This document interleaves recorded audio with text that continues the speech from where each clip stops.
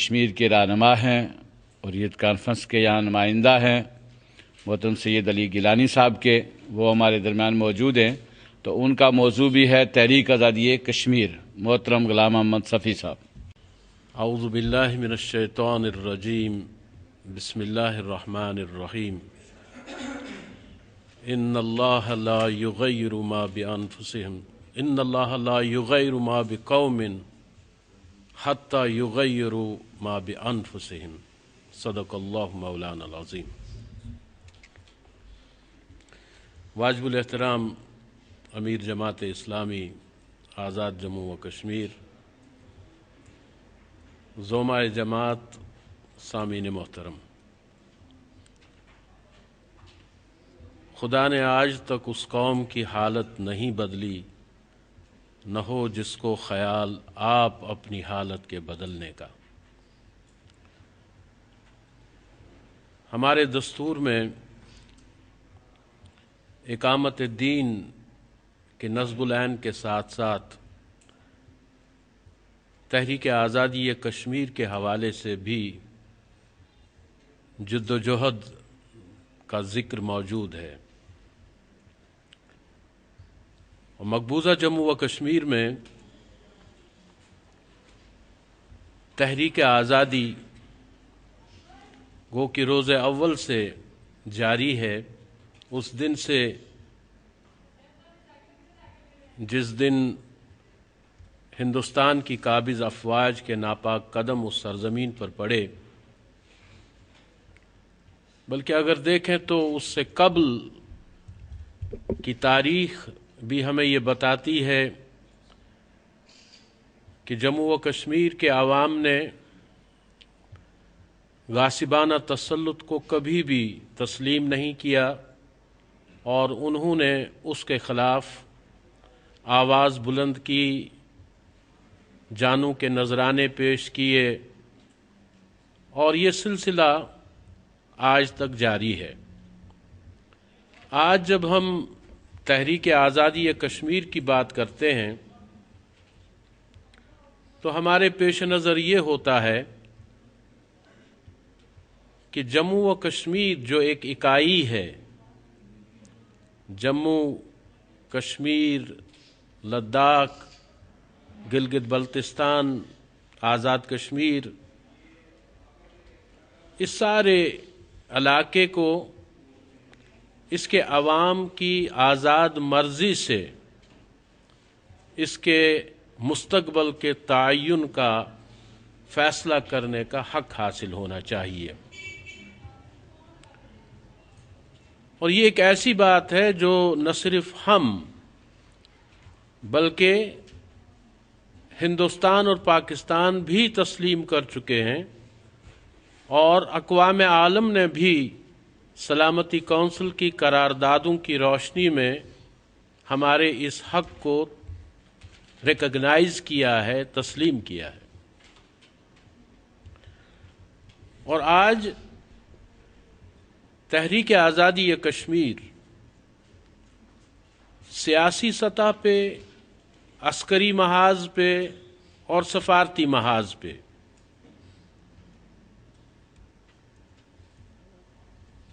ان تینوں محاذوں پہ جاری ہے، لیکن کچھ خدشات ہیں، کچھ خطرات ہیں جن سے یہ تحریک دوچار ہو چکی ہے۔ سیاسی محاذ کو لیں تو اس پہ ہمیں آل پارٹیز حریت کانفرنس یا کل جماعتی حریت کانفرنس کام کرتی نظر آتی ہے، لیکن یہ حریت کانفرنس بھی مشرف کے دور کے بعد دلخت ہو چکی ہے۔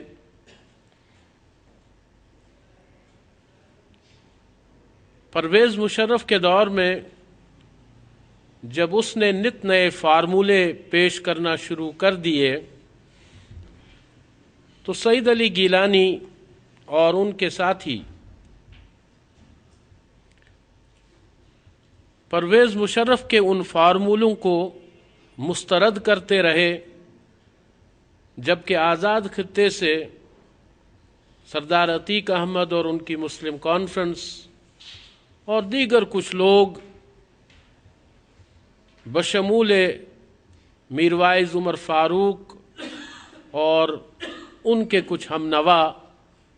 وہ ان فارمولوں کو تائید و حمایت کرتے رہے، جس کے نتیجے میں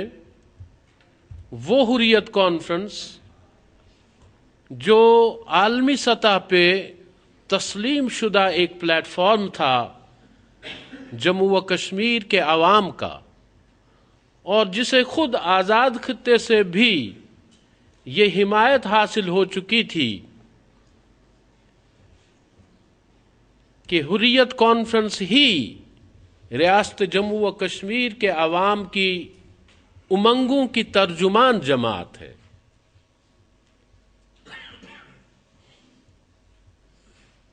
تو گیلانی صاحب اور ان کے کچھ ساتھیوں کے علاوہ ان تمام لوگوں نے مشرف کے فارمولے کو، پرویز مشرف کے فارمولے کو تسلیم کیا، اس کی تائید و حمایت کی، جبکہ حریت کانفرنس کا ایک آئین، ایک دستور موجود تھا، اور اس میں ایسے کسی فارمولے کو تسلیم کرنے کی ذرا برابر بھی گنجائش موجود نہیں تھی۔ تو اس بنیاد پہ ہمارا سیاسی سطح پہ کام کرنے والا فورم، جسے پاکستان کی کاوشوں سے OIC میں بھی ایک مبصر کا درجہ حاصل ہوا تھا، وہ فریگمنٹ ہو گیا، وہ دو لخت ہو گیا، اور ایک لحاظ سے دیکھیں تو تحلیل ہو گیا۔ اب اس کی بات میں وہ وزن نہیں رہا جو پہلے اس کی باتوں میں وزن ہوا کرتا تھا۔ آزاد خطے میں بھی آل پارٹیز حریت کانفرنس کے نام سے ہم لوگ کام کر رہے تھے، مشترکہ حریت کانفرنس کے پلیٹ فارم سے، اور اس وقت ہم نے پاکستان میں مقیم دنیا بھر کے سفیروں سے ملاقاتوں کا ایک سلسلہ جاری رکھا تھا، اور بسا اوقات وہ خود ہمارے آفس میں کشمیر کے حوالے سے معلومات حاصل کرنے کے لیے آیا کرتے تھے، یا وقتاً فوقتاً جو مختلف ڈیولپمنٹس ہوا کرتی تھیں تو ان کے حوالے سے وہ ہمارا نقطہ نظر سمجھنے کی کوشش کرتے تھے۔ لیکن حریت کانفرنس کے دو لخت ہونے کے بعد وہ سلسلہ یک لخت ختم ہو گیا۔ تو اس طرح پرویز مشرف کی دیگر بے شمار کوتاہیوں اور خامیوں میں اس ایک خامی کا بھی شمار ہونا چاہیے کہ اس کی وجہ سے آل پارٹیز حریت کانفرنس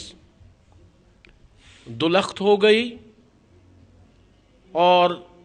اس میں اس نے جس طرح پاکستان اور آزاد خطے میں اپنے چہیتے تلاش کرنے کی کوشش کی تھی، اسی طرح اس نے مقبوضہ کشمیر میں تحریک آزادی کی ترجمان حریت کانفرنس کو دو لخت کر کے اس میں سے اپنے چہیتے تلاش کیے۔ یہ بھی ہمیں معلوم ہے کہ پرویز مشرف کے دور میں سید علی گیلانی صاحب تحریک آزادی اور حریت کانفرنس کے قائد کی حیثیت سے اور حریت کانفرنس کے چیئرمین کی حیثیت سے کام کر رہے تھے، لیکن جب انہوں نے پرویز مشرف سے دہلی میں ملاقات کی، اور اس ملاقات میں ان کو نہ صرف ان नित नए फॉर्मूलों के बारे में आड़े हाथों लिया, बल्कि उसकी वाना में पॉलिसी, बलूचिस्तान में पॉलिसी, खुद पाकिस्तान के अंदर जो तर्ज अमल उसने लाल मस्जिद में, जामिया हफ्सा में इख्तियार किया, उस पे गिलानी साहब ने उसको शदीद अल्फाज में लताड़ा। और अगर आपने उन दिनों के अखबारात को देखा हो या टेलीविज़न चैनल्स को मॉनिटर किया हो तो आपको मालूम होगा कि उस दौरान पाकिस्तान के हाई कमीशन न्यू दिल्ली में जो उसने प्रेस कॉन्फ्रेंस की, उसमें उसने कहा कि हमें गिलानी साहब की खिदमात का एतराफ़ है, लेकिन लगता है कि वो कुछ पागल है, दिमाग से खिसके हुए हैं। क्यों? किसकी मजाल है जो एक आमिर के सामने उससे इख्तिलाफ की जुर्रत करे और उससे ये कहे कि तुम्हारा ये सारा किया धरा जो है ये तहरीक आजादी के खिलाफ जा रहा है। वो तो ये चाहता था कि मीरवाइज साहब की तरह और सरदार अतीक की तरह उसके गीत गाए जाएं, उसके गुण गाए जाएं, उसकी तारीफ की जाए कि जनाब बजा फरमाया आपने, जो कुछ आप फरमाते हैं यही तहरीक आजादी के हक में है। और फिर जब उसने कश्मीरी कायदीन को बस के जरिए आजाद खित्ते में आने और पाकिस्तान में आने की दावत दी तो मीरवाइज ग्रुप ने उस दावत को कबूल किया, जबकि सईद अली गिलानी ने उसे मुस्तरद कर दिया। और यह कहकर मुस्तरद कर दिया कि मुझे जो कुछ इनसे कहना था वो मैंने दिल्ली में इनसे कह दिया है और ये मेरी उन बातों को खातिर में लाने के लिए तैयार नहीं है। अब मैं इस्लामाबाद या मुजफ्फराबाद जाकर क्या करूंगा?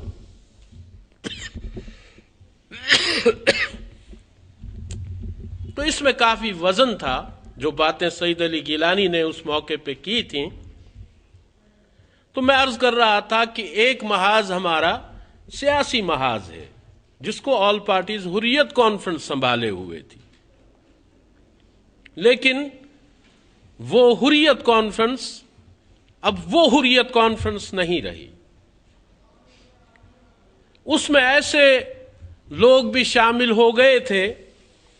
जो एक तरफ तहरीक आजादी का परचम थामे हुए थे और दूसरी जानिब वो काबिज कुव्वत के साथ गुलछरे भी उड़ा रहे थे,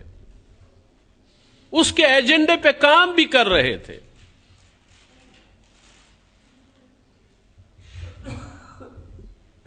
तो इसके नतीजे में